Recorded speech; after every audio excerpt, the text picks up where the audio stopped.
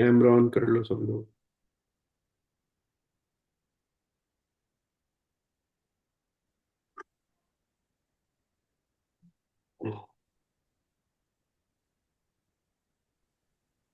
हरे कृष्णा प्रभु जी। हरे कृष्णा। ठीक है, देखिए। देखो, श्लोक संख्या 49 तक हम कर लिए थे। 49 क्या, बल्कि 50 भी कर लिया था हमने, और 51 भी कर लिया था। 52 हमको देखना है, 52 और 53। लेकिन पहले 51 को थोड़ा सा और समझ लो, ताकि 52 और 53 का कनेक्शन क्लियर हो जाए।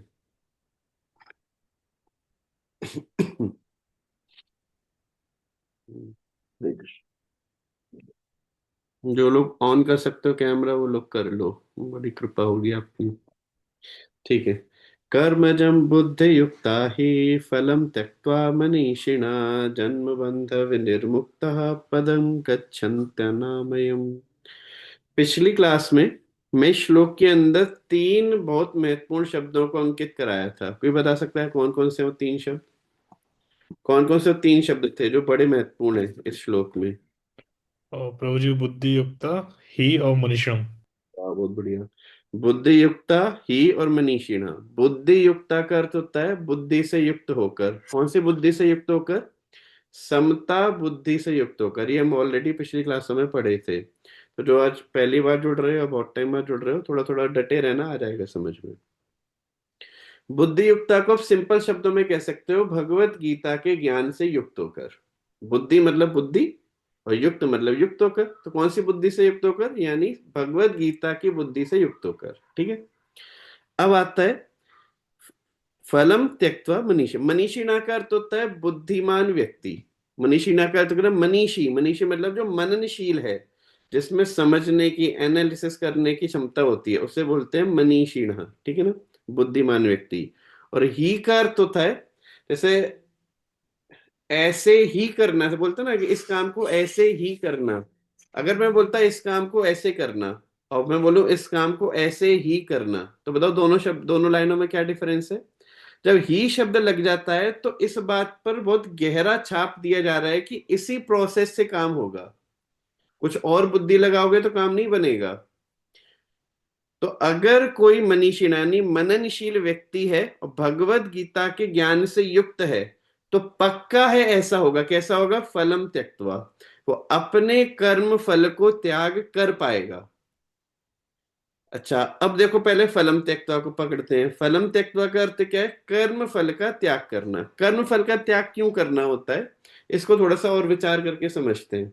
इस पर भगवत गीता सबसे ज्यादा, पहले 6 अध्याय तो मान लो इसी काम के लिए बने हैं। कि एक बार ना फेमस श्लोक पूरे भारत में हर किसी को याद है, कौन सा है वो?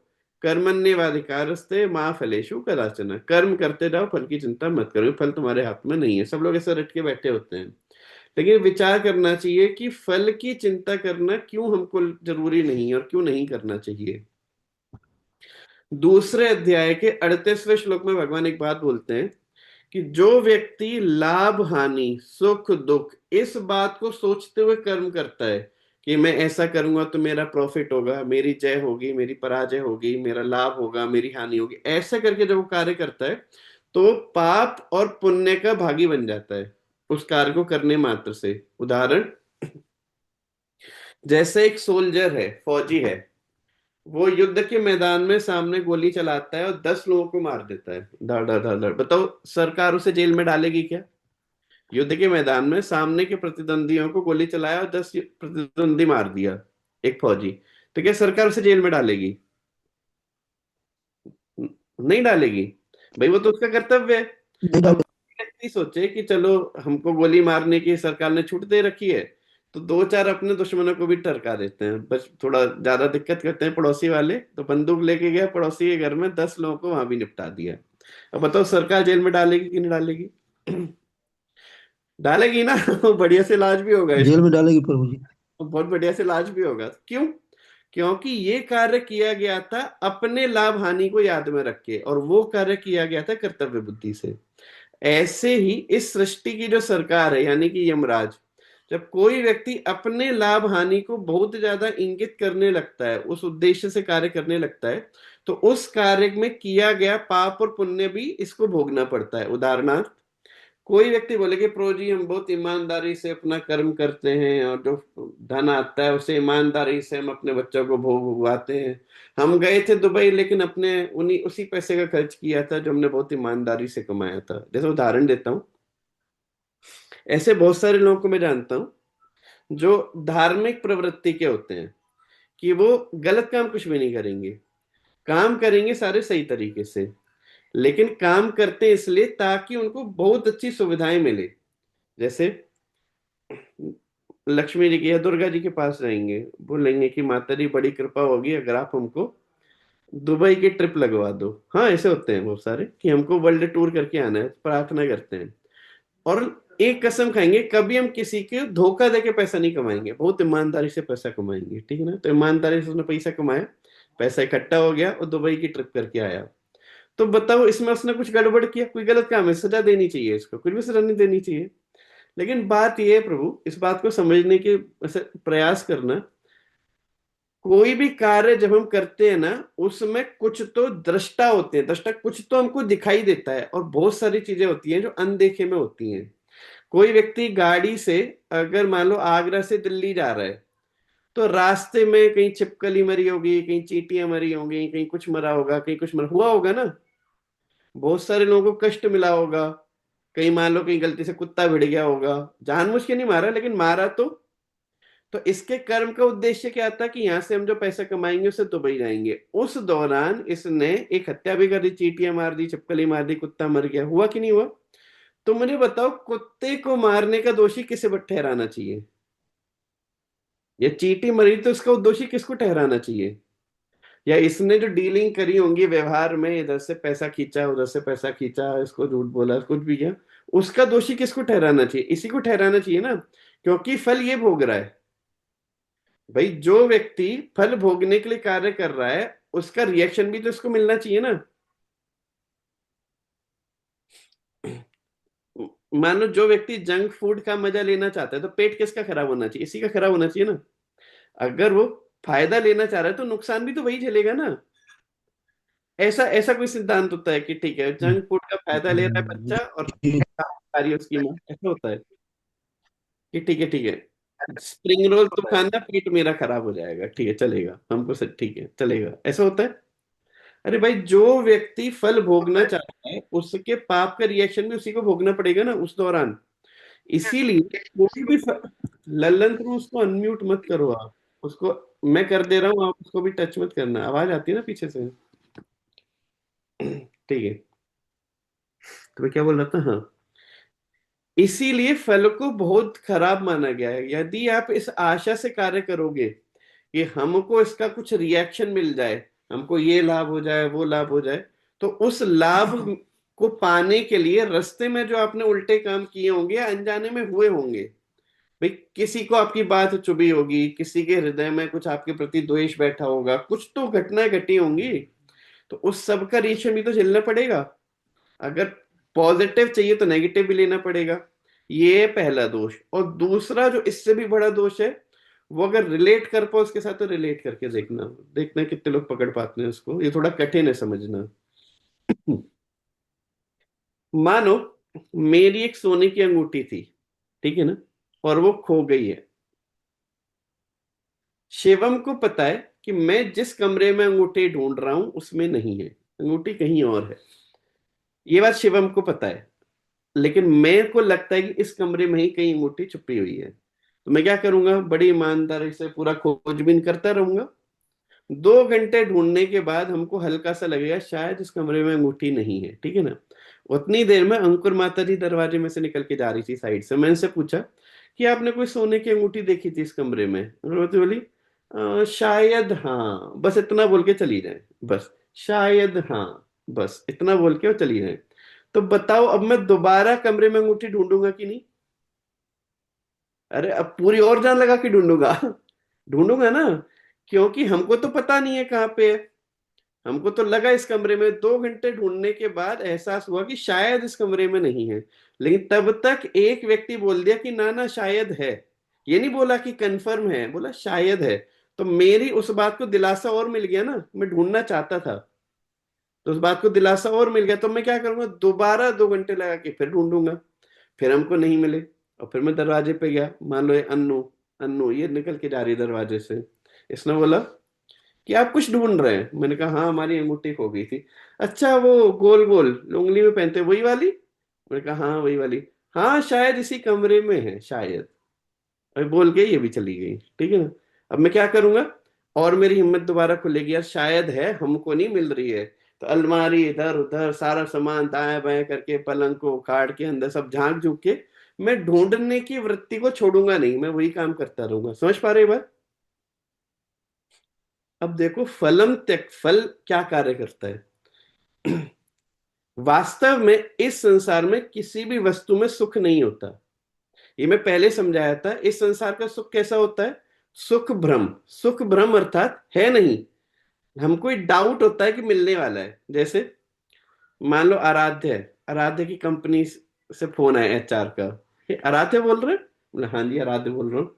आराध्य कॉन्ग्रेचुलेशन, आपको अगले महीने ये क्या बोलते हैं वर्ल्ड टूर मिल रहा है आपको। बहुत अच्छा काम करते हैं आप, बहुत अच्छे से अपनी ईमानदारी से काम कर रहे हैं, कंपनी आपसे बहुत खुश है, और 1 महीने का आपको वर्ल्ड टूर कंपनी देना चाहती है। आराध्य बड़ा खुश, आपका रहना खाना पीना घूमना जो भी होता सारा खर्चा कंपनी देगी, आप प्लानिंग करिए। उससे पहले 1 हफ्ते की छुट्टी भी देगी आपको बहुत अच्छे से, कि आप जाइए अपना शॉपिंग करिए, लोगों को बताओ भी, अपना कार्य करिए बढ़िया से, ठीक है ना। तो आराध्य बड़ा खुश, फोन रखा उसने, अपने घर पे बताया, माँ को बताया, बाप को बताया, सबको बताया।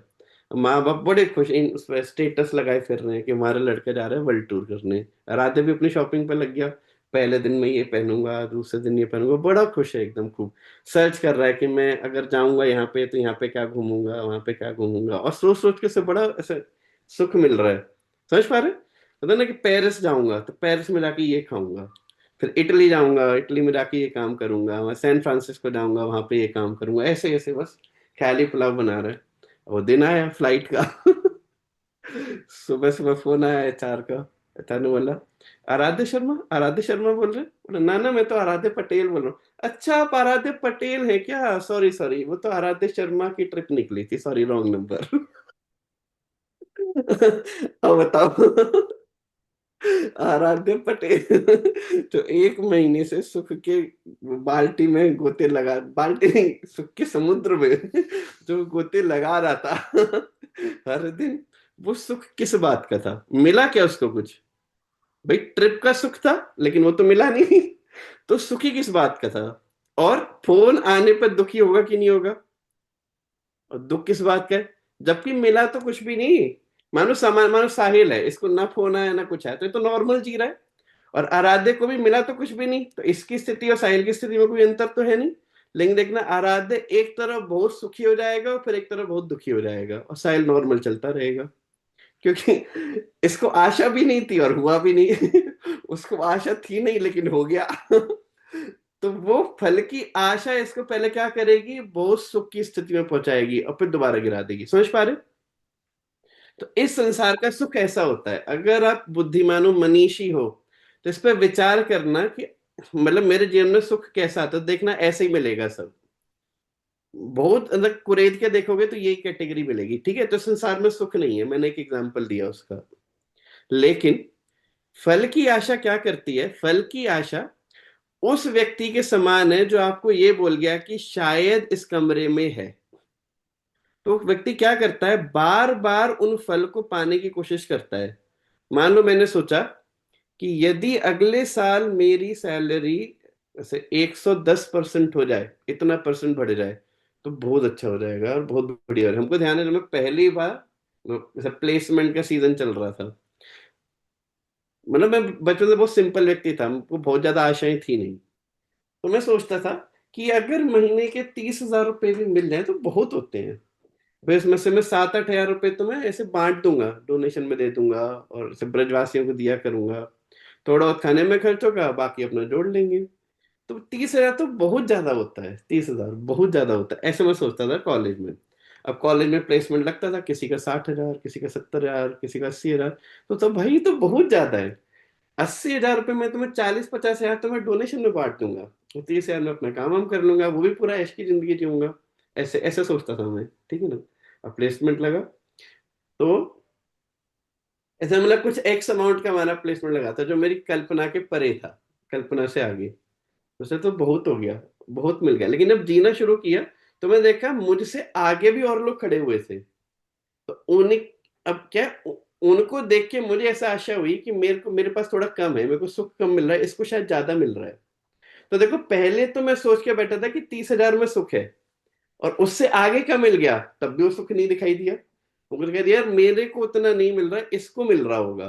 तो मैं प्रयास किया, तो ऐसे धीरे धीरे करके जितना मैं 30,000 लेके चला था, कम से कम 10 गुना हमको मिलना शुरू हो गया 1-1.5 साल के अंदर ही। ज्यादा टाइम नहीं लगा, 1-1.5 साल में इतना मिलने लगा, 1-2 साल के अंदर ही।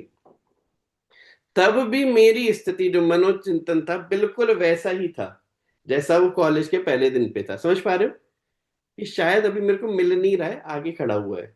लेकिन हो क्या रहा था, आशा खत्म नहीं हो रही थी। आशा क्या लगती थी, मेरे को नहीं मिल रहा, इसको मिल जा रहा है, मैं मिस कर रहा हूं, कुछ तो है जो मेरी लाइफ में मिस हो रहा है और इसके पास है। तो ये जो फल की आशा होती है ना, ये हमेशा आपको कमरे में घुमाती रहेगी।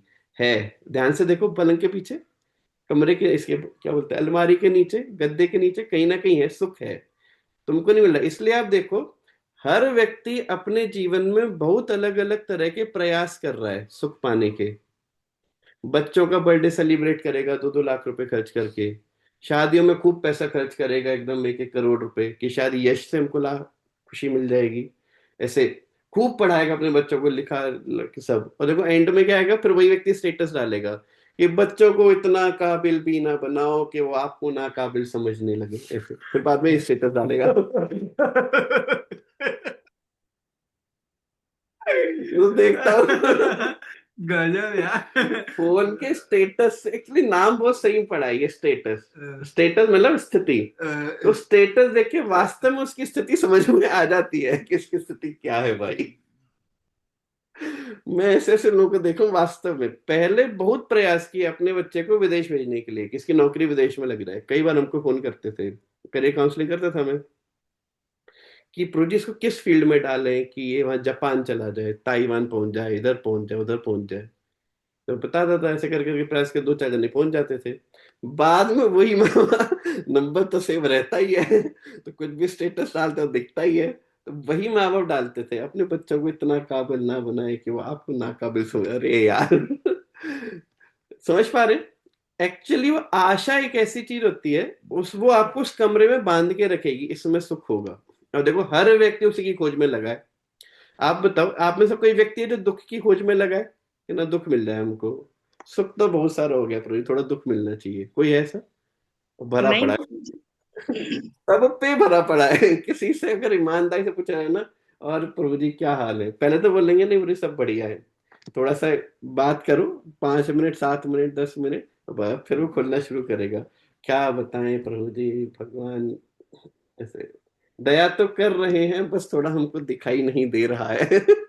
अब मेरे से ये तो बोलते नहीं कि प्रभु जी भगवान कृपा कर नहीं रहे, क्लास में सुनते रहते हैं, तो ये तो बोलते हैं अपनी भगवान की विशेष कृपा है, बस पूरी थोड़ा दिखाई नहीं दे रही है कि कहाँ है। मतलब बेचारा भी हताश है बहुत। समझ पा रहे, जो फल की कामना है वो ये सबसे बड़ा दोष लेके आती है। वो आपको कमरे में बांध, कमरा मतलब इस संसार में बांध के रखेगी, आपके अंदर ये इच्छा आने ही नहीं देगी कि इस संसार से परे भी एक जीवन है। भगवान जहां बैठ के हमारा इंतजार कर रहे हैं, जाएंगे उनके साथ रहेंगे, जहां वास्तव में सुख है। सुख है भगवान के पास। एक्चुअली आनंद और भगवान, इन दोनों में कोई अंतर नहीं होता है। जैसे जहां बल्ब होगा या जहां सूर्य होगा, वहां रोशनी होगी कि नहीं होगी? जहां सूर्य होगा वहां सूर्य की किरण होगी कि नहीं होगी? तो यदि सूर्य के सानिध्य में आ जाओ तो सूर्य किरण अपने आप मिल जाएंगी, या अगर सूर्य किरणों में चले जाओ तो पक्का है कि सूर्य के नीचे खड़े होगे, तभी संभव है ये। उसी तरह से भगवान और आनंद होते हैं। आप जैसे ही भगवान के सम्मुख चले जाओगे, आनंद स्वयं मिलेगा, स्वयं, उसके लिए कुछ करना नहीं पड़ेगा।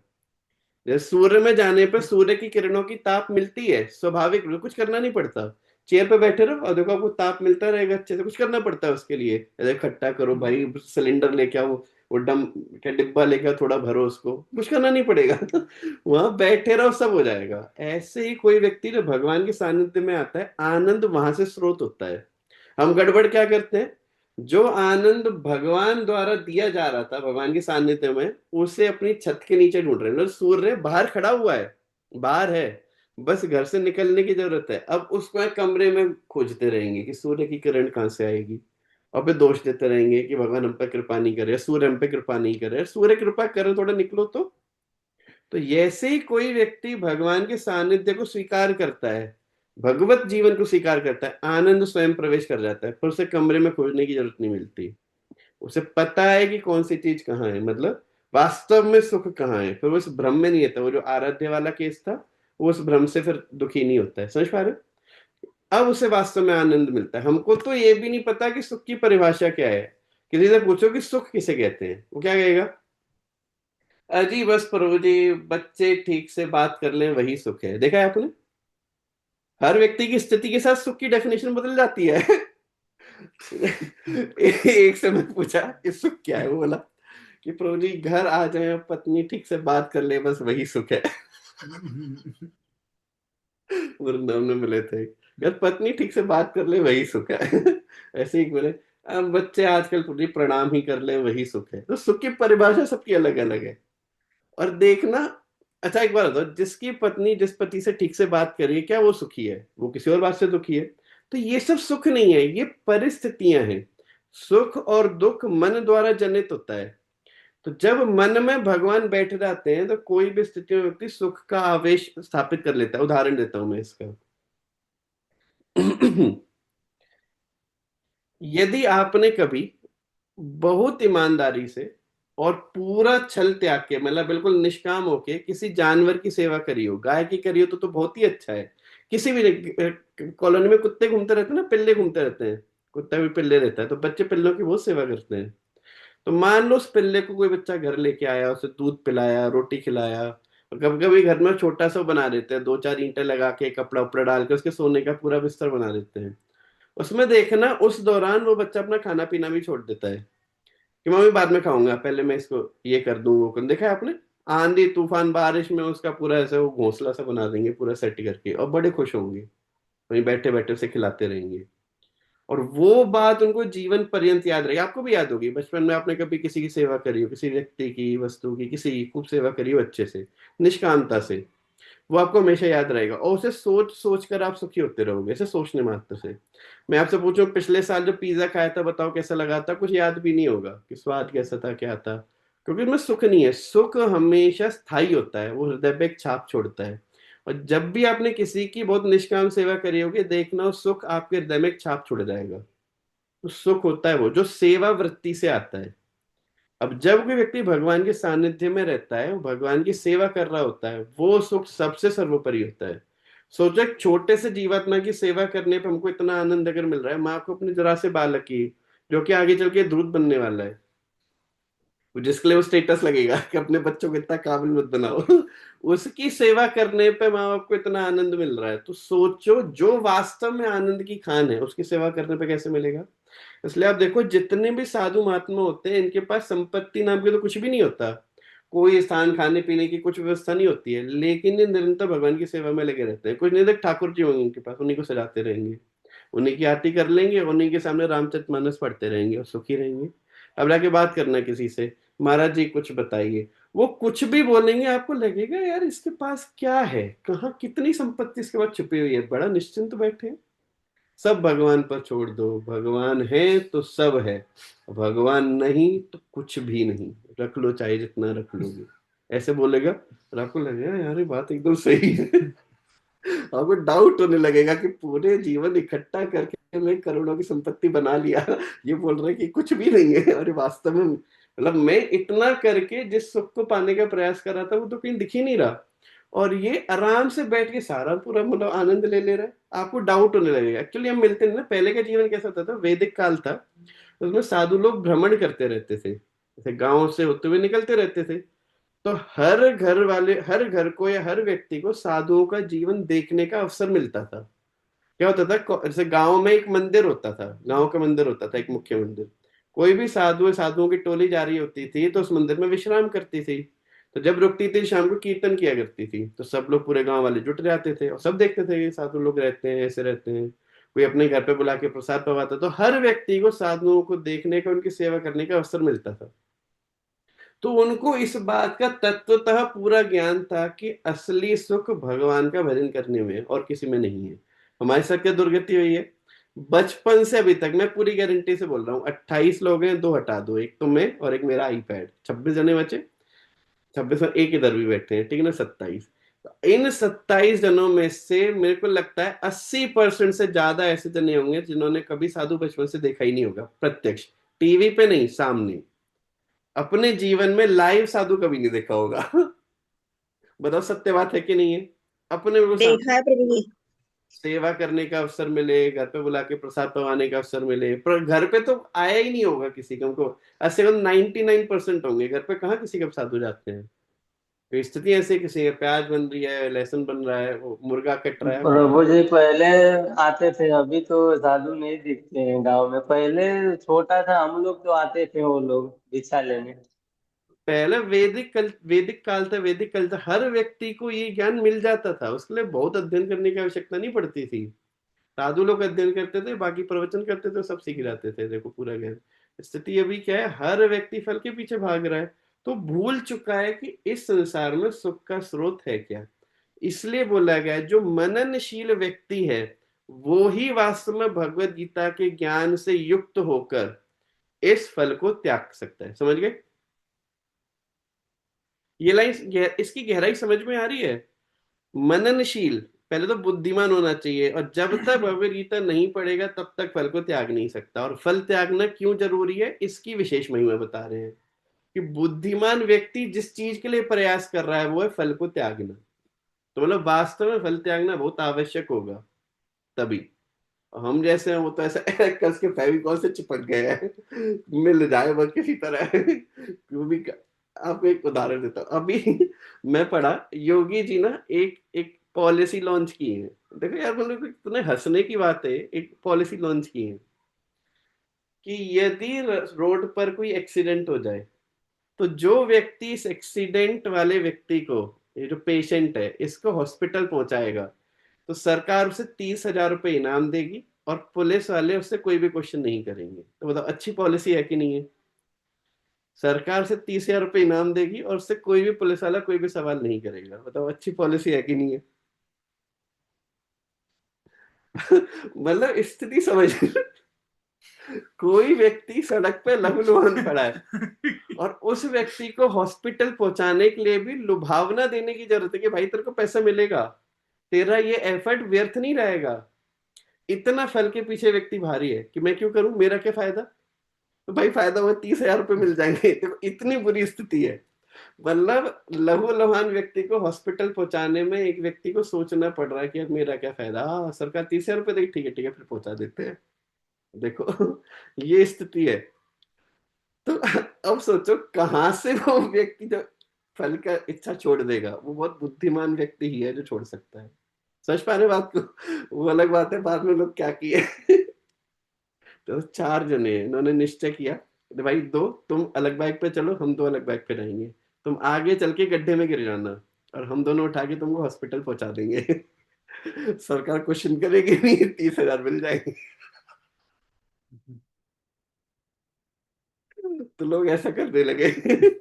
उठा के एम्बुलेंस बुला के हॉस्पिटल ले आते थे, सरकार 30,000 रुपए दे देती थी, चारों मिलके दारू पार्टी करते थे।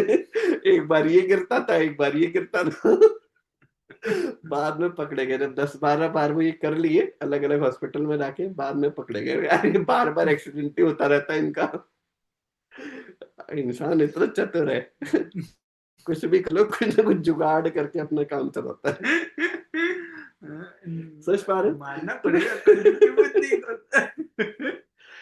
फल को त्यागना इतना आसान नहीं है। बहुत बुद्धिमान व्यक्ति जो भगवत गीता नित्य निरंतर पढ़ रहा है, सीख रहा है, वही ये काम कर सकता है। समझिए? अब आओ अगले श्लोक पे। तो देखो, पिछले श्लोक का जो फलम त्यक्त्वा था, वहां पर ये समझने की आवश्यकता थी कि फल को त्यागने की जो वृत्ति होती है ये सब में नहीं आती है, कि कोई बहुत बुद्धिमान मनुष्य होता है, और अच्छे अच्छे लोग भी फल की आशा में फंस जाते हैं। तो भगवान उसके लिए एक शब्द का इस्तेमाल करते हैं, जैसे बोला है मोह कलिलम। अब पढ़ो ये श्लोक। यदा ते मोह कलिलम बुद्धिर्व्यतिर्तरिष्यति तदा गन्तांसि निर्वेदम श्रोतव्यस्य श्रुतस्य च। तो देखो यदा ते, यदा मतलब जब, देखो इसमें आपको एक यदा मिलेगा, एक तदा मिलेगा।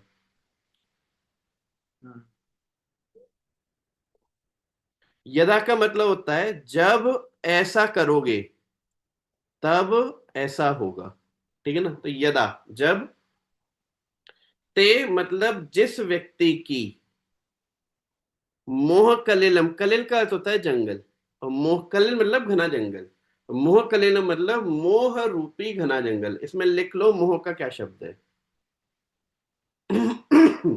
मोह का अर्थ होता है, देखो असत्य को सत्य मानना मोह की डेफिनेशन है।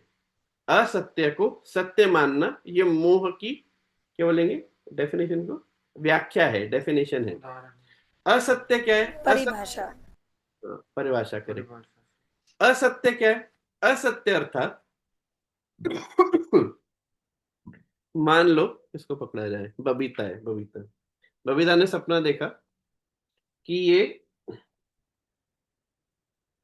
झांसी की रानी है। झांसी की रानी के बाद, झांसी की रानी की जो जो ताज था, मतलब इसको मिला बबीता को, तो बबीता झांसी की रानी बन गई, ठीक है ना। आ रहे रहते इसका सर उड़ा दो, उधर एक रोड बनवा दो, इधर ये महल में ये फूल सजा दो, ऐसे वादे देती है, पूरा संसार उसी से चलता, पूरा झांसी उसी से चल रहा है, इसके आदेश से, ठीक है ना। पूरा बढ़िया से आदेश देती रहती बैठे बैठे, है ना उसमें। बाद में थोड़ी देर बाद आंख खुली, आंख खुली तो देखा कि भाई अभी किचन के बर्तन भी खुद ही धो ले आए, झाड़ू भी लगाए, अभी तैयार होके ऑफिस भी जाना है। तो देखो वो जो थोड़ी देर इतना भयंकर सुख था, जब वो झांसी की रानी बनी हुई थी और उस असत्य को सत्य मान के सुखी हो रही थी, उस स्थिति को बोलते हैं मोह। मोह मतलब समझ रहे हो, जैसे अपनी परिस्थिति में इतना अभिनिवेश कर लेना कि उसकी स्थिरता को मान लेना कि ये ऐसा ही है।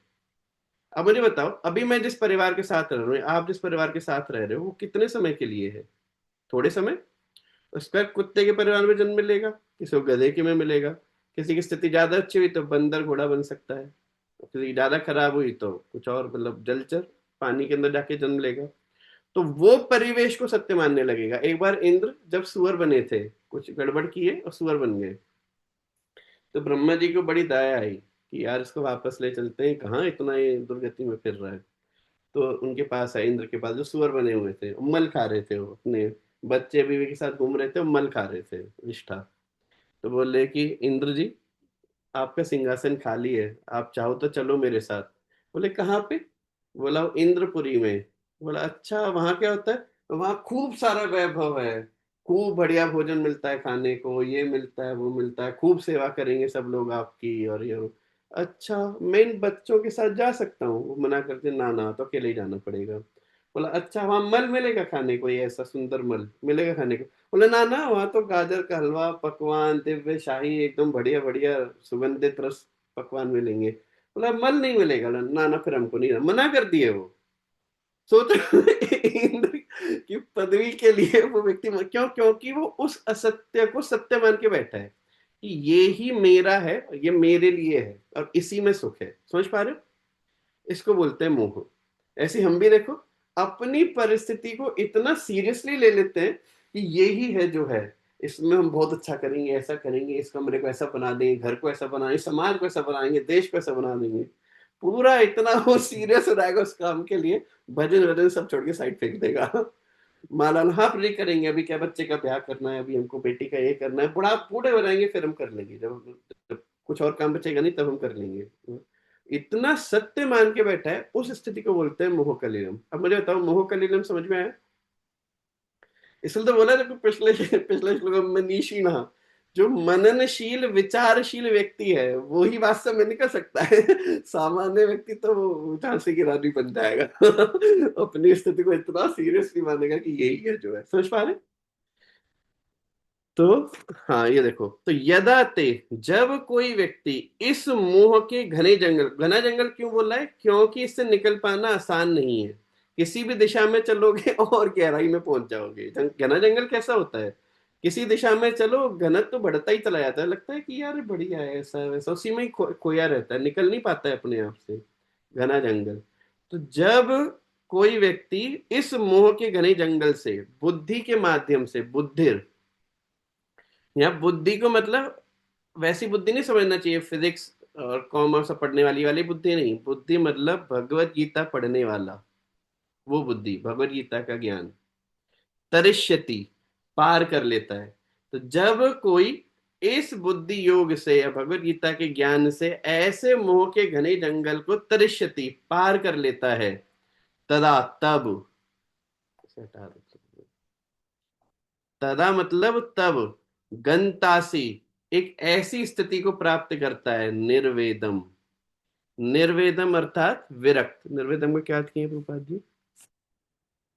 यदा गंतामसी, हाँ, विरक्ति। विरक्ति अर्थात जैसे इस असत्य के प्रति जो हमारी आकृष्टि है वो खत्म हो जाती है, फिर आपको जहां वो जो महल भी दिखाई देगा, थोड़ी देर का ही खत्म हो जाएगा। उस स्थिति को बहुत ज्यादा सीरियसली नहीं मानता, जैसे करेगा अपने सारे काम, जैसे गृहस्थी चलाएगा, अपनी नौकरी करेगा, व्यापार कर, सब करेगा, लेकिन उसको सत्य मान के नहीं करेगा कि ये ही है जो है, इसी के लिए मैं हूं, यही मेरे जीवन के उद्देश्य है, ऐसे नहीं। वो करेगा भजन करने के लिए, भजन अपना करता रहेगा, और समय मिलके ये भी करता रहेगा। समझ पा रहे? उद्देश्य व्यक्ति का बन जाएगा भगवान को पाना, उसे उस स्थिति को बोलते हैं निर्वेदम। श्रोतव्यस्य श्रुतस्य च, श्रोतव्यस्य मतलब अब इसको आप कुछ भी बता दो, तुम्हें पता है ये वाला शेयर ले ले, इस शेयर में तेरा बहुत फायदा हो जाएगा। अरे तूने वहां प्लॉट नहीं खरीदा? अरे बाप रे, तो प्लॉट नहीं पता है, अभी पिछले साल ही मैंने प्लॉट लिया था 10 लाख का, 22 लाख रेट हो गया उसका, तो क्यों नहीं खरीदा, बताया तो था मैंने तुझे। ये सब बातें उसको अब परेशान नहीं करेंगी, हमको तो करती है। हमको बोला हमको, हमको बोली ये नहीं, हमको बोला हमको, हम सबको करती है ये। कोई बता दे कि अरे पता है अभी कॉलोनी कट रही है यहाँ बगल में, रेट पता है वहां बगल में से हाईवे जाने भी, ये बात किसी को पता नहीं है, इसलिए बड़ा सस्ता रेट है, हाईवे जाने वाला है, हमको पता है, मोदी जी फोन किए थे हमको, वहीं से हाईवे जाएगा, तो बस एक बार एक प्लॉट ले लो वहां 100 गज का, फिर भविष्य की छुट्टी, फिर तो देखो कैसे वो दिन दोगुनी रात चौगुनी उसके रेट बढ़ेंगे, देखना आपकी पूरी बुद्धि फिर जाएगी। हाँ बिल्कुल, पैसा इधर से पैसा खींच, उधर से पैसा खींच, ले लेते हैं कहीं से किसी तरह लेके, वो लोन कर लेते हैं, लोन ले लेते हैं, ये कर लेते हैं, वो कर लेते हैं। समझ पा रहे? उसको इतना सीरियसली ले लेगा ये श्रोतव्य से, इतना फर्क पड़ेगा, लगेगा कि पहले यही काम कर लो भाई। या कोई बोले हाँ, गूगल करता है ये काम, गूगल पे लिखो यार हमको 2 दिन से गले में दर्द हो रहा है, वो लिख के देगा शायद आपको गले का कैंसर है। ऐसे मान लो कोई ऐसे बोले कि ये गले में दर्द हो रहा है, तो बोले अच्छा गले में किधर, इधर दर्द हो रहा है, वो कुछ खाते समय अंदर दर्द होता है, अरे बाप रे भाई इसको दिखा लो, ये ट्यूमर हो सकता है। अब जब तक चेकअप नहीं कराया तब तक वो व्यक्ति दुखी रहेगा, अब ट्यूमर ट्यूमर ना हो जाए यार, हमको हमको ट्यूमर ना हो जाए। तो जो भी सुनता है उसको प्रभावित करता है, उसके हृदय पे एक एक ऐसा ऐसा झंझोर देता है उसको। तो श्रोतावस्य श्रुतस्य, जो तुमने सुना है और जो तुम आगे सुनोगे कुछ तुमको प्रभावित नहीं करेगा। समझ गए? श्रोतावस्य श्रुतस्य का सुने कि जब कोई भगवत गीता के ज्ञान के द्वारा इस मोह के घने जंगल को पार कर जाएगा, तब वो एक ऐसी विरक्त स्थिति को प्राप्त करेगा जिसमें अब इसको कितनी भी लुभावना दे दो, कुछ भी बता लो, कैसा भी कर लो, ये इसको प्रभावित नहीं करे, ना ये डिप्रेशन में जाएगा, ना एंग्जाइटी में जाएगा, ना फ्रस्ट्रेशन, ना हाइपरटेंशन, कुछ नहीं, मौज में रहेगा अभी। यहाँ आधे लोग मिलेंगे डिप्रेशन में, आधे मिलेंगे हाइपरटेंशन में। एक होगा जो जीवन से पूरा हताश हो चुका है, और एक इतना हाइपर एक्टिव मोड में होगा, ये भी कर लेते हैं, एक ये साइड बिजनेस डाल लेते हैं, एक उधर वो कर लेते हैं, उधर शेयर खरीद लेते हैं, एक इधर मिलेगा, बीच में सामान्य बुद्धि का कोई मिलेगा नहीं। तो वो जो भगवत गीता के ज्ञान को ठीक से पढ़ रहा है, अमल कर रहा है, जप कर रहा है, भगवान की सेवा कर रहा है, वो आ जाता है बीच की रेंज में, जो वास्तव में मनुष्य की रेंज है उसमें। समझ पा रहे? तो श्रोतव्यस्य श्रुतस्य च, इसे बताओ इसको क्या है समझ में, खासकर जो पिछले श्लोक से मनीषिणा का इसका कनेक्शन है, जो बुद्धिमान व्यक्ति है उसी के बस की बात होती है, बाकी लोग तो हाँ ठीक है, अच्छी बात है, अच्छी बात है, कल सुबह से फिर वही लग टिकते जाएंगे। नहीं है ना, निकल जाते हैं इससे। हाँ। जो रोज पढ़ रहा है भगवद गीता, समझने का प्रयास कर रहा है, तात्पर्य को कैसे ठीक से देख रहा है, मननशील है, विचार करता है अपने जीवन में इन बातों पे, वो निकल सकता है, वरना और किसी का कुछ लाभ है नहीं। ठीक है ना। हरे कृष्णा। कोई प्रश्न किसी का अभी इस श्लोक पे?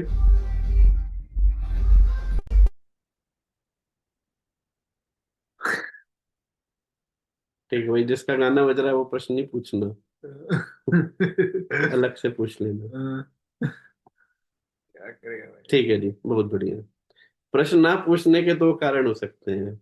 एक है सब कुछ एकदम तत्वता हृदय में जाके बस चुका है, सारा अज्ञान नष्ट हो चुका है, सारे संशय आते ना, छिद्यंते सर्व संशय, सारे संशय एकदम छेदन हो चुका है। एक तो ये, और एक है क्या क्या पूछे इतनी इतनी बातें बोल दी, होता तो कुछ है नहीं, क्या पूछे, छोड़ो भाई। तो एक तो सर के ऊपर से चला गया तो कुछ नहीं, और एक हृदय में जाके बस गया तो कुछ नहीं। तो आपकी कौन सी स्थिति है? आया समझ में या नहीं आया समझ? कृष्ण प्रभु जी, हाँ। ये समझ में आया, लेकिन ये मोह जो है ना, ये जितना देर तक आदमी सुनता है ये ना, उसका प्रभाव पड़ता है, लेकिन धीरे धीरे धीरे धीरे फिर ये डिलेट हो जाता है और फिर आदमी व्यस्त हो जाता है। जिस दिन क्लास ये स्टेबल। नहीं पढ़ते होगे, अगर रोज पढ़ोगे तो फिर होगा। एक्चुअली क्या होता है, देखो पढ़ने का जो सिर्फ एक क्रिया की तरह नहीं होता है। तोते को बिठा दो, वो भी भगवद गीता सुनेगा, तो उसका थोड़ी मोह के नष्ट होगा। एक्चुअली जो उस ज्ञान की इंपॉर्टेंस को समझते हुए उसको सुनेगा, उस पर प्रभाव पड़ेगा। मतलब दो तरह के सुनने वाले होते हैं। एक होते हैं वो तो ना बैठे बैठे क्या करें, करना है कुछ काम, तो चलो प्रभु जी बोले थे क्लास सुन लो, तो लेक्चर ऑन करके अपना लग गए काम में। कोई इवनिंग वॉक कर रहा होगा भी, कोई इधर टहल रहा होगा, कोई उधर टहल रहा होगा, वैसे गप्प मार रहा होगा, दो जने बैठे हैं ऐसे, घर पे मेहमान आ गए, उससे बात भी कर रहा होता है, क्लास भी चल रही है, ऐसे भी स्थिति है। तो उसको समझ नहीं आएगा। लेकिन जो पूरे दिन इस बात के लिए कॉन्शियस है कि भाई हमको अपना जप करना है और शाम को भगवत गीता सुनना है ध्यान से, मतलब वो उसके लिए वो 1 घंटा एक इम्पॉर्टेंट इवेंट है, चाहे उसे कोई देखे या ना देखे। ऐसा नहीं है कि मतलब उसको उसका कोई रिजल्ट मिलने वाला, कोई देखने वाला ना हो, तब भी वो ईमानदारी से उस 1 घंटे को यूटिलाइज करता है, देखना उसमें बहुत जल्दी फर्क आ जाएगा। एक्चुअली मैं इस व्यक्ति की बात कर रहा हूँ, जब मैं बोल रहा हूँ कि रोज सुनता है, तो फर्क पड़ेगा, थोड़ा थोड़ा करोगे फर्क पड़ेगा, लेकिन उसको उतनी गहराई से उसकी इंपॉर्टेंस को समझना जरूरी है। हम क्या होता है, जिस दिन क्लास है उस दिन सब आ जाएंगे, और जिस दिन क्लास नहीं है बस सब कोई कॉमेडी सर्कस चलाएगा, कोई बाहर टहलने चला जाएगा कोई कुछ करेगा, कोई कुछ करेगा, छोड़ देंगे, उस दिन नहीं पढ़ेंगे। तो उस दिन अपने भगवद गीता उठा के पढ़ो और रोज जप करो, करोगे तो धीरे धीरे फर्क पड़ेगा, और पढ़ रहा होगा। एटलीस्ट संस्कार हृदय पे गहराता है, तभी तो डटे हुए हो। मैं कौन सा यहाँ पे टॉफी देता हूँ किसी को कि आओगे तो टॉफी मिलेगी, और कभी कभी तो मैं हड़का भी देता हूँ, वो मैंने कुछ टाइम से कम कर दिया है वरना मैं क्लास में बहुत डांट भी देता था, ए हरि बोल, कैमरा बंद करके बैठा है, चालू कर उसको। और फिर वो अगर गलती से चालू कर दिया तो वो फिर तो और डांट खाएगा, इसका मतलब तो पहले क्यों नहीं चालू किया, इसका मतलब तो कुछ कर नहीं रहा था, क्यों नहीं चालू था, और फिर और डांट खाएगा तो ऐसा मैं कर देता हूँ लेकिन फिर भी मैं देखता हूँ अगले दिन फिर आ जाता है क्लास में। कई बार तो मैंने ऐसा सोचा है कि आज मैंने इसके बहुत डांट लगा दी भाई, अब ये क्लास में नहीं आएगा, मैं देखा कल अगले दिन फिर आ जाता है। इसका मतलब कुछ प्रभाव पड़ रहा है ना, कुछ तो मिल रहा है, तभी तो व्यक्ति अपना 1 घंटा छोड़ के बैठा है। वरना लोग कितनी सारी चीजें उसको खींचने के लिए बाहर चला जाए, मोमोज पकौड़े खाने, अपने टीवी पे कुछ चला ले, वेब सीरीज, ये series, YouTube YouTube, Netflix, Amazon prime, लगे नहीं पीछे उसके। और यहाँ बताओ हम क्या दे रहे हैं, 1 घंटा डांट ही खा रहा है, वो भी बिल्कुल फिलोसफी इतनी तगड़ी। इतने ध्यान से तो मैं देखता हूँ कोई स्कूल में भी नहीं पढ़ता था जितने ध्यान से कभी कभी कुछ लोग भगवद गीता पढ़ते हुए दिखाई देते, कॉपी वॉपी लेके पूरा अच्छे से।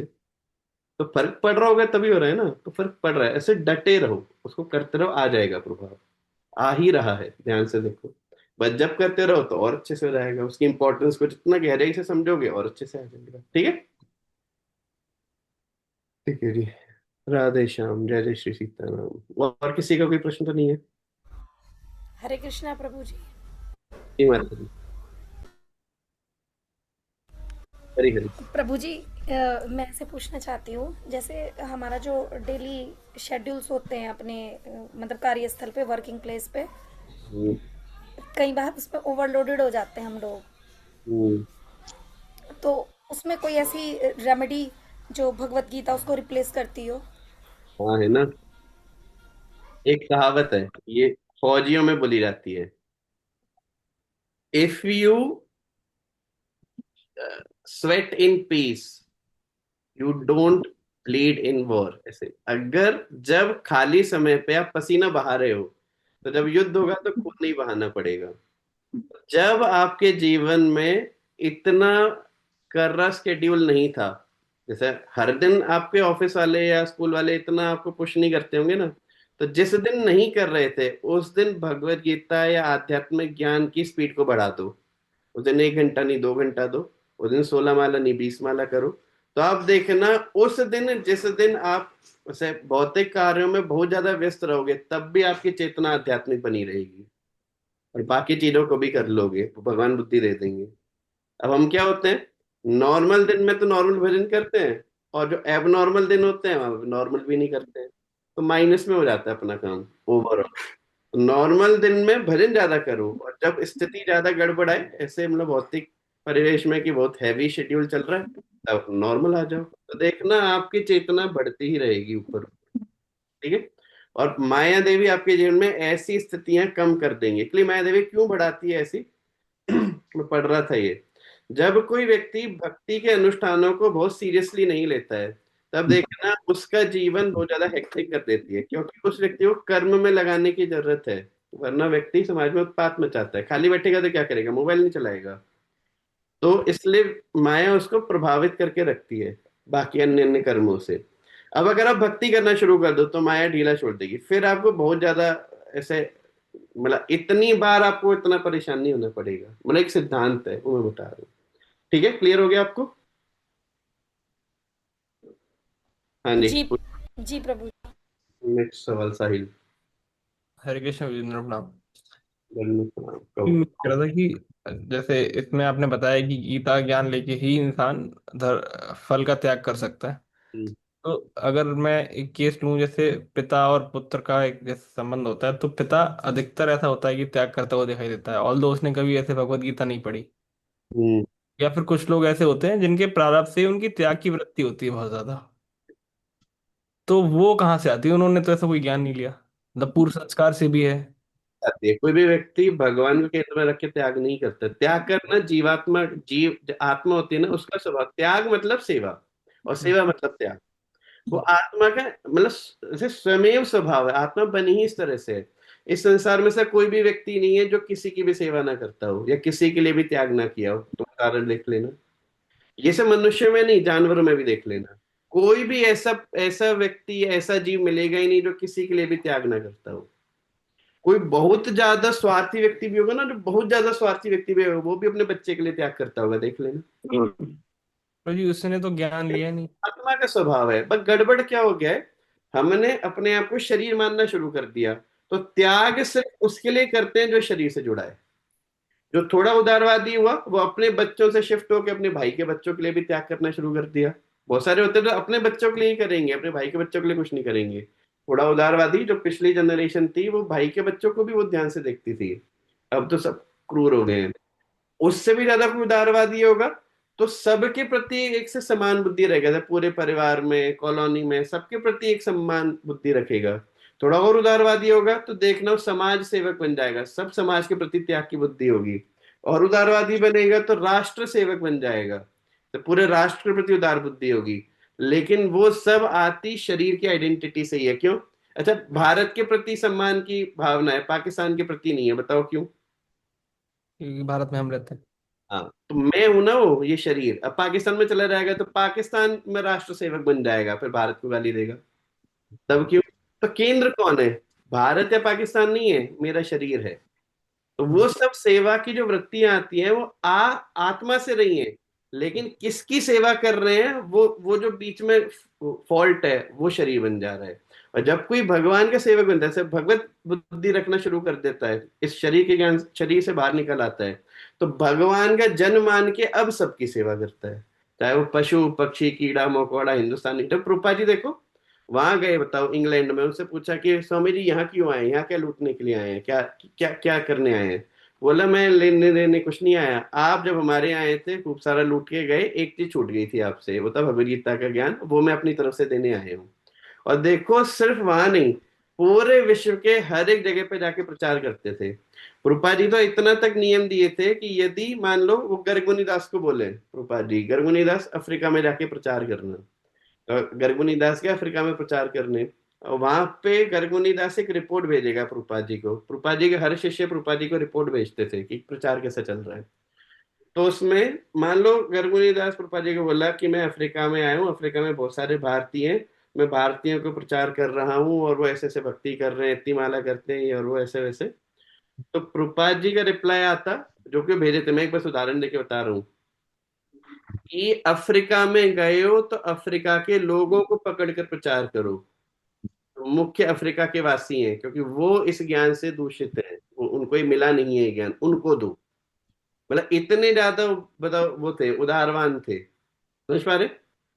हम लोग की जो भारतीय संस्थाएं कैसी होती है, मान लो यहाँ से ऑस्ट्रेलिया में जाके कोई संस्था बने तो बनेगी भारतीयों के लिए ही, जैसे वहां जाएंगे तो भारतीयों की ही सेवा करेंगे। लेकिन प्रभुपाद जी तो इससे भी परे थे, बोला हर देश के हर व्यक्ति की सेवा करेंगे। बोलते हैं मतलब पाकिस्तान में 12 मंदिर खोल दिए, पाकिस्तान में 12 मंदिर, और जिसमें मुस्लिम भी आके वो प्रवचन सुनते हैं, प्रसाद पाते हैं। तो वो उदार बुद्धि कोई भगवान का भक्त होता है तभी आती है, क्योंकि अब वो शरीर से परे हो चुका है, वो समझता है, वो उस मोह कल से बाहर जा चुका है। समझ गए? प्रभु जी इसमें डाउट और था, जैसे हम सेवा का ऐसा मुख्य उद्देश्य है, तो सेवा का भाव होता है वो भक्त और भक्त के बीच में कभी हम डिफरेंशिएट कर जाते हैं, मतलब कभी कभी कि जैसे तो सबको समान भाव से देखना चाहिए, या फिर उस केस में क्या करना चाहिए? समान भाव से देखने का अर्थ ये नहीं होता कि मान लो कि कुत्ता हो या इंसान, दोनों को समान भाव से देखना चाहिए। क्या? हाँ, समान भाव से देखना चाहिए। इसका अर्थ ये नहीं कुत्ते को उठा के ऐसे पलंग पर लिटाओगे और आदमी को बाहर खड़ा कर दोगे कि हम भाई भेदभाव नहीं करते हैं। कुत्ते को, इंसान को पट्टे से बांधे और कुत्ते को पलंग पे सुला रहे हैं। तो व्यवहार में डिफरेंस आएगा, उसको भी समानता कहते हैं। जैसे अगर कोई बच्चा पढ़ाई में वीक है और एक बच्चा पढ़ाई में बहुत स्ट्रांग है, क्या दोनों को एक साथ बैठ के पढ़ाया जाएगा कि ना ना हम समान तरीके से पढ़ाते हैं? अरे भाई, दोनों की डोज अलग है ना। जो व्यक्ति पढ़ने में बहुत तेज है उसे अलग तरह के प्रश्न कराए जाएंगे, और जो पढ़ने में वीक है उसे अलग तरह के प्रश्न कराए जाएंगे। समझ रहे? ऐसे कोई भक्त है या अभक्त है, भक्त होगा तो अलग तरह से ट्रीटमेंट इसलिए दिया जा रहा है क्योंकि वो भगवान को जानता है। मान लो मैं, क्योंकि कोई भक्त है, मान लो उससे मैं इस हरे कृष्ण महामंत्र के कुछ हायर फिलोसफी को चर्चा करूं तो पकड़ पाएगा ना। और जो अभक्त है उसको सिर्फ इतना ही समझा देना है कि भाई प्रसाद पाया करो, कभी कभी नाम लिया करो। तो ये भेदभाव नहीं हो रहा है। उसकी स्थिति में उसकी जैसी सेवा की जा सकती है वैसे सेवा करने का प्रयास किया जा रहा है, तभी वो भक्ति। कभी कभी तो जैसे कोई व्यक्ति जो भगवान से बहुत द्वेष करता है, उसको कुछ भी नहीं बताना होता है। उसको मतलब कि भाई बस ठीक है, बहुत अच्छा, बोलो, गाली देता रहेगा, उसको कुछ नहीं बोलना होता है। वो कि मुझसे भेदभाव क्यों कर रहे हो, उसका आपने कुछ भी नहीं बताया, मना कर दिया। कई बार ऐसा होता है, जरा कुछ वक्त किसी का नाम हमको भेजेंगे कि प्रभु जी इनको भी ऐड कर लो, तो मैं 2-3 दिन वो करते हैं क्लास, बाद में थोड़ा और मैं ऐसी बात करता हूँ, तो हमको आइडिया लग जाता है कि इस व्यक्ति के अंदर जैसे भगवान के प्रति बहुत द्वेष है। इस जीवन में बस ये द्वेष बुद्धि ही खत्म हो जाए, बहुत बड़ी बात है। तो मैं उसको बहुत ज्यादा क्लासों में ऐसा एंटरटेन नहीं करता, ऐसे बहुत ज्यादा उससे पुश नहीं करता कि क्लास आया करो, ये किया, क्योंकि उसे पता है उसके अंदर वो ऐसे विरोधी प्रश्न बढ़ते जाएंगे। भगवान ऐसे क्यों किए, ये ऐसे क्यों किए, भक्त ऐसे होते हैं, वैसे होते हैं। तो उसके लिए और ज्यादा खतरा है। तो ये भी सेवा के लिए ही किया गया है, उसकी सेवा करते हुए कार्य किया जा रहा है, द्वेष के साथ नहीं किया जा रहा। समझ में आ रहा है? व्यवहार में डिफरेंस तो आएगा क्योंकि उसकी स्थिति अलग है ना, लेकिन भाव ये नहीं है कि मैं इसकी सेवा नहीं करना चाहता, सेवा तो उसकी भी कर रहे हैं। समझ रहे? ठीक। प्रभुपाद जी कभी कभी किसी को ऐसे रास्कल बोलते थे, और रास्कल भी सेवा के रूप में बोलते थे। वो रास्कल बोलते तो भक्त बन जाता था बाद में, क्योंकि उसे लगता था यार हमको इतना इतना अपनेपन से डांटने वाला कोई नहीं मिला। तो जाके प्रभुपाद जी से प्रश्न करता था कि आपने हमको रास्कल क्यों बोला? बोले क्योंकि तुम इस तरह के प्रश्न कर रहे हो। तो फिर प्रभुपाद जी इसका उत्तर ऐसा क्या होना चाहिए, तो प्रश्न करता था, सीख जाता था, भक्त बन जाता था ऐसे। तो वो, और एक बार टोक भी दिए थे प्रभुपाद जी। एक बार एक रेडियो इंटरव्यू में गए, तो वहां पे जो इंटरव्यू होता है वो बिल्कुल उल्टे सवाल पूछ रहा है, और प्रभुपा जी पूरे एक्सपर्ट व्यक्ति थे। उनको पता है कि मेरे को इसको प्रचार नहीं करना है, इसके माध्यम से जो और लोग सुन रहे हैं उनको प्रचार करना है। तो प्रश्न पूछता था कुछ और उत्तर देते थे कुछ और। इन्होंने प्रश्न पूछ रहा है कि Krishna, who is this Krishna? I have heard that he is a thief. Prabhupada ji पूछे, अब प्रभुपाद जी क्या बोलेंगे, Krishna is the supreme personality of Godhead, it is said in Brahma Samhita, ऐसे करके वो लोग बता देंगे पूरी फिलोसफी इधर। प्रश्न मतलब बस उसका मौका चाहिए बोलने का, तो बोल देते थे, और बाद में लास्ट में उसको बोले भी थे, you are a rascal, you don't know, ऐसा करके कुछ बोलते थे रास्कल। तो उसके बाद प्रभुपाद जी आके कार में बैठे और पीछे लोग भक्त बैठे थे, वो सोच रहा है प्रभुपाद जी बताओ सबके सामने उसको रास्कल बोल दिए, उसको कैसा लगा होगा, या ऐसा नहीं हो आगे कुछ ऐसे केस वेस कर दे, कुछ भी कर दे। तो प्रभुपाद जी पीछे मुड़े और बोले, I am an old man, I can say rascal to him, he will not bother, you should not do it. मैं कर सकता हूँ, मैं एक बूढ़ा व्यक्ति हूँ, जब बूढ़ा व्यक्ति डांटे तो पिता समान दिखाई देता है, तुम जाके ये काम मत कर देना कि जाके रास्कल बोल दो किसी को कि प्रभुपाद जी किए थे, तुम करोगे तो गड़बड़ हो जाएगा। तो बहुत बुद्धिमान थे वो, किस व्यक्ति से कैसे बात करना है, क्या करना है, तो भेदभाव की दृष्टि से नहीं था, उस व्यक्ति की कैसी स्थिति है वैसे। अच्छा एक सिंपल सा एग्जांपल लेते हैं, मान लो अंकुर माता जी हैं, इनके दो बालक हैं, एक कोई थप्पड़ मारे जोर से, एक उल्टा काम करता है गधा कहीं का, और दूसरा उसे 5 स्टार दे, तो बताओ अंकुर माता जी किससे प्रेम करती हैं और किससे घृणा करती हैं? मतलब श्याम को मारो थप्पड़ खींच के और राम को दी टॉफी, तो किससे प्रेम करती है, किससे घृणा करती हैं? दोनों से प्रेम करती हैं। भाई दोनों से प्रेम करती हैं, उसको थप्पड़ मारने की जरूरत है तो थप्पड़ मारे, उसको टॉफी देने की जरूरत, टॉफी दी, लेकिन प्रेम दोनों से, ऐसे ही वक्त होता है, व्यवहार अलग होगा लेकिन मतलब सम्मान और जो वो सेवा का भाव हो सबके प्रति रहेगा। ठीक है, और कोई प्रश्न किसी का? जय राम जी की जय, प्रभुपाद की जय, श्रीमद् भगवद गीता की। हरे कृष्णा प्रभु हरे कृष्णा जी, प्रभु दंडवत जी। प्रणाम।